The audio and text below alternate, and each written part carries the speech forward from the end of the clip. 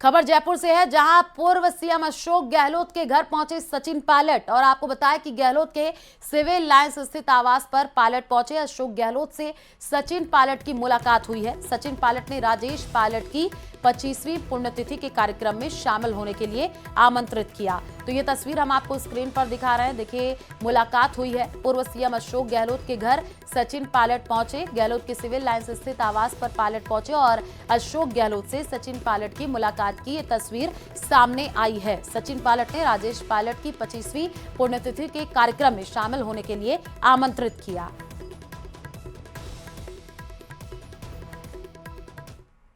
खबर दौसा से है। सिक्किम में भूस्खलन में 9 लोगों के फंसने का पूरा मामला है। 8 दिन बाद दौसा के भेवाराम को सुरक्षित बाहर निकाल लिया गया है। भेवाराम सहित सभी 9 लोगों को सुरक्षित बाहर निकाला गया है। भेवाराम ने फोन पर अपने परिजनों से बातचीत की है और सुरक्षित बाहर निकलने की जानकारी दी है। भेवाराम के परिजन जो है वो सिक्किम, राजस्थान व केंद्र सरकार का आभार जता रहे हैं। दौसा के रहने वाले सिक्किम में पोस्टेड अनेक आईएएस और आईपीएस अधिकारियों की रही रेस्क्यू करवाने की महत्वपूर्ण भूमिका। तो बड़ी खबर आपको दौसा से बता रहे हैं, जहां पर भेवाराम को सुरक्षित बाहर निकाला गया है। उन्होंने अपने परिजनों से भी बातचीत की है। खैरथल तिजारा से बड़ी खबर है। युवक का अपहरण कर मारपीट का मामला है। हरियाणा मुस्तफा ने थाने में शिकायत दी है। मुस्तफा अपने दोस्त आमिर से मिलने टप्पूकड़ा आया था। वापस लौटते समय खोरी के जंगलों के पास रुका। सोहेल, सफेद, वसीम और सोहेब ने बाइक रोक ली। आरोपियों ने मोबाइल छीन लिए और जंगल में ले जाकर के मारपीट की है। फॉर्च्यूनर कार में डालकर खोरी गांव ले गए और पेड़ से बांधकर सभी से जो है मिल करके पिटाई का ये मामला है। पुलिस अब इस पूरे मामले की जांच कर रही है। खैरथल तिजारा से ये बड़ी खबर आपको बता रहे हैं, जहां पर आरोपियों ने मोबाइल छीनकर जंगल में ले जाकर के पीटा है, ऐसी जानकारी मिल रही है। युवक का अपहरण करके मारपीट की गई है। 12 में जिले में कल शिक्षा मंत्री मदन दिलावर ने खुली जन सुनवाई की। इस दौरान एक छात्रा ने अंग्रेजी भाषा में सरकारी स्कूलों अव्यवस्थाओं पर अपनी बात को तो मंत्री जी हाथ जोड़ते और कान पकड़ते नजर आए। 12 नगर परिषद सभागार में जन सुनवाई। छात्रा दामिनी हाड़ा भी शिक्षा मंत्री के सामने सरकारी स्कूलों की समस्या लेकर के पहुंची। दामिनी हाड़ा ने मंत्री जी के सामने अपनी बात अंग्रेजी भाषा में रखी तो मंत्री मदन दिलावर से कोई जवाब नहीं देते बना। शिक्षा मंत्री दिलावर छात्रा से कहा कि आप हिंदी में बोलिए। छात्रा फिर अंग्रेजी में ही अपनी बात रखी तो मंत्री ने छात्रा के सामने हाथ जोड़े और कान पकड़कर हिंदी भाषा में बात करने का आग्रह किया। जब मैं अंग्रेजी में कर रही थी तो मंत्री जी का यही था कि आप हिंदी में करिए अपने जो प्रश्न है। हालांकि वो बात ठीक है, पर जैसा हम सोचते हैं एक विद्यार्थी होते हुए कि शिक्षा मंत्री हैं, हम हर भाषा में जो भी क्योंकि आजकल जितना हिंदी बढ़ता जा रहा है, हिंदी का उपयोग, वहीं इंग्लिश का उपयोग भी उतना ही इम्पोर्टेंट होता जा रहा है। वहीं नेता टीकाराम जूली ने 12 में जन सुनवाई के दौरान एक छात्रा के सामने अंग्रेजी भाषा को लेकर शिक्षा मंत्री मदन दिलावर के कान पकड़ने और हाथ जोड़ने की घटना पर तंज कसा है। टीकाराम जूली ने एक्स पर पोस्ट किया है। टीकाराम जूली ने लिखा, हाले राजस्थान जनता में आक्रोश, भाजपाइयों को सच का आईना दिखाती 12 जिले की ये बिटिया।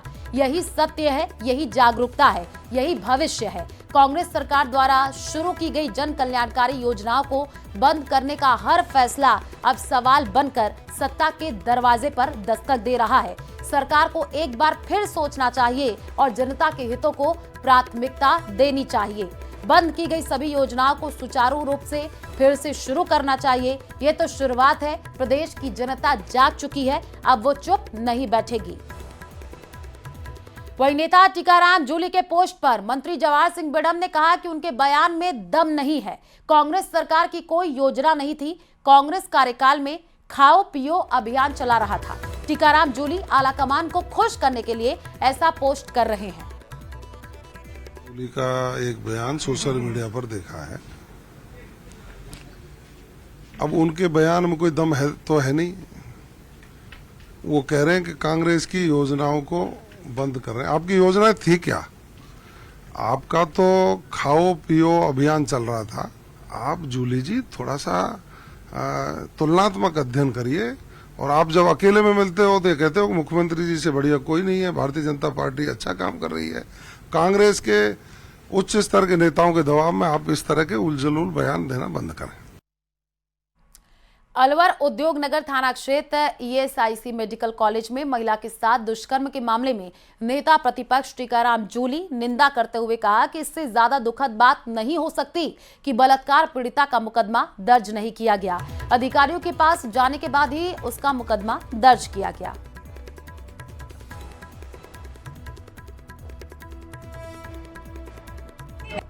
भारतीय जनता पार्टी के राज के अंदर बलात्कार जैसे जो मामले हैं उनको भी दबाया जाता है, उनकी एफआईआर लॉन्च नहीं की जाती है।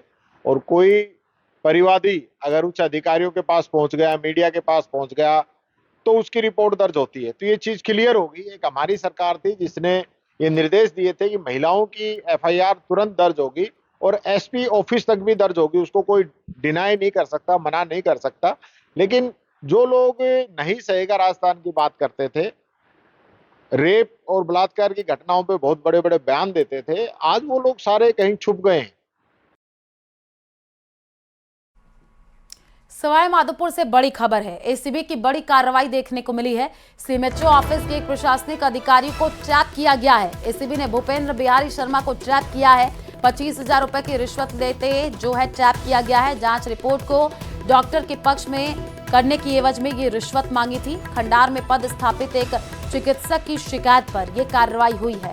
डॉक्टर के खिलाफ एक जांच को लेकर डॉक्टर से रिश्वत की मांग कर रहा था भूपेंद्र बिहारी शर्मा। 25,000 रुपए की रिश्वत राशि लेते हुए भूपेंद्र बिहारी शर्मा धरा गया है।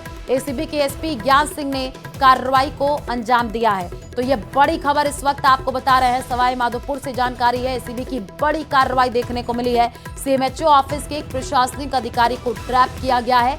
एसीबी ने भूपेंद्र बिहारी शर्मा को ट्रैप किया है। 25,000 रुपए की रिश्वत राशि लेते हुए ट्रैप किया गया है। जांच रिपोर्ट को डॉक्टर के पक्ष में करने की एवज में ये रिश्वत मांगी गई थी। तो बड़ी खबर आपको बता रहे हैं। डॉक्टर के खिलाफ एक जांच को लेकर डॉक्टर से रिश्वत की मांग कर रहा था भूपेंद्र बिहारी शर्मा, जिसको ट्रैप कर लिया गया है। 25,000 रुपए की रिश्वत राशि लेते हुए भूपेंद्र बिहारी शर्मा धरा गया है। आपको बता दें कि एसीबी के एसपी ज्ञान सिंह ने कार्रवाई को अंजाम दिया है। बड़ी खबर आपको सवाई माधोपुर से बता रहे हैं। एसीबी की बड़ी कार्रवाई देखने को मिली है। सीएमएचओ ऑफिस के एक प्रशासनिक अधिकारी को ट्रैप किया गया है और एसीबी ने भूपेंद्र बिहारी शर्मा को ट्रैप किया है।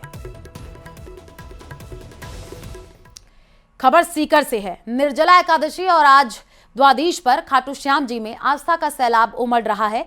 देश के कोने कोने से लाखों की संख्या में श्रद्धालु इस वक्त खाटू पहुंच रहे हैं। 2 दिन का मासिक मेले में बड़ी संख्या में श्रद्धालु आ रहे हैं। निर्जला एकादशी और इसके बाद द्वादशी को भी बाबा के दर्शन का विशेष महत्व है। श्रद्धालुओं की बढ़ती संख्या को देखते हुए प्रशासन ने मंदिर में वीआईपी दर्शन पूरी तरीके से बंद कर दिया है। मंदिर में 14 लाइन में दर्शन हो रहे हैं। मंदिर कमेटी ने श्रद्धालुओं से ये अपील की है कि व्यवस्थाएं बनाए रखने में सहयोग करें। खाटू में भीड़ को देखते हुए प्रशासन अलर्ट मोड पर है। बीजेपी के राष्ट्रीय अध्यक्ष जेपी नड्डा ने राहुल गांधी पर एक पोस्ट के जरिए निशाना साधा है। सोशल मीडिया पर नड्डा ने एक ट्वीट करते हुए लिखा, राहुल गांधी का नया आर्टिकल चुनाव दर, चुनाव हारने की उनकी उदासी और हताशा के कारण फर्जी आख्यान गढ़ने का खाका है। उनकी हरकतों के कारण कांग्रेस पार्टी चुनाव दर चुनाव हारती है। आत्मनिरीक्षण करने के बजाय वो विचित्र षड्यंत्र रचते हैं और धांधली का रोना रोते हैं। सभी तथ्यों और आंकड़ों को नजरअंदाज करते हैं। बिना सबूत के साथ संस्थानों को बदनाम करते हैं। तथ्यों के बजाय सुर्खियों की उम्मीद करते हैं।